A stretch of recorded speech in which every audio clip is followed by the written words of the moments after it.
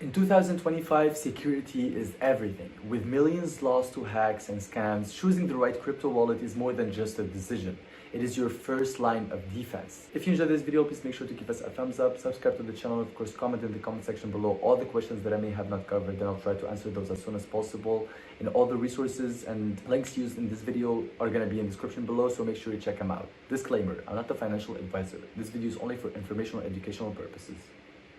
So what are the cold war? It is actually offline storage of crypto, and it's basically hardware. So the first option was software, the second option is hardware. As you can see here, these are small devices that you can actually buy to store your crypto securely and to always have access to it whenever you need it. So it is basically the pros for this. It's actually highly secure, isolated from the internet, so it's immune to online attacks, and of course best for long-term storage of large amounts. Let's say, for example, in 20-30 years, you don't have to actually have a password or a code to open up your wallet. You just need to have the device, which you probably obviously have, and with a fingerprint or with a face recognition system you can actually access your wallet. The cons of this, it is actually less convenient for frequent transactions. So if you are like a daily trader and if you want to use crypto every single day, this is actually not a very convenient option compared to the hot wallets. It is actually may cost you a little bit of money because obviously buying these hardware costs money. It is usually between 60 euros to 200 euros, but you can actually discover the actual prices on ledger.com. The links will be in the description below, so make sure to check them out. You can actually here see everything concerning this device right here, how you can actually stack them in this direction, and as you can see here, it is 399 euros for just the device.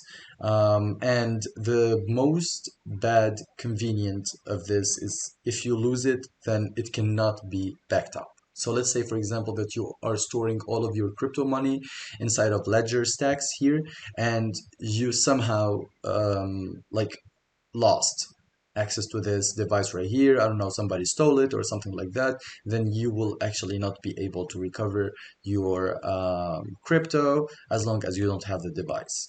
So these are like some small examples about hot and cold wallets, and what I want to talk about here is actually also a second option for cold wallets, which is Trezor.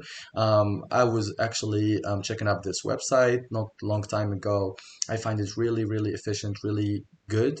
The product that they are actually offering, it is, as you can see here, it's pretty small, and you can actually either get the first model for 49 euros, which is pretty cheap, the Safe 3 model, which is at 79 euros, or the Safe 5 option for 169 euros, which honestly, like if you look at this project right here, it is much cheaper than the Ledger, but of course you need to check out the different features for each device so you can actually compare them correctly. So let's talk really quick about when to use each, or based on your user type. So for example, for active traders or DeFi users, use hot wallets for daily use. Might still store large amounts in a cold wallet and transfer funds to hot wallet as needed. For the long-term investors, or let's say holders, it is primary use cold wallet for safety and optional hot wallet for small occasional transactions.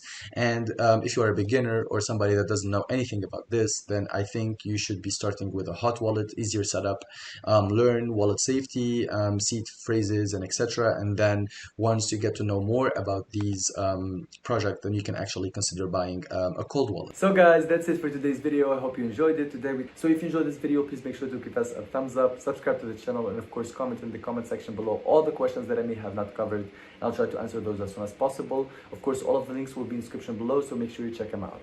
Have a good day. Bye bye.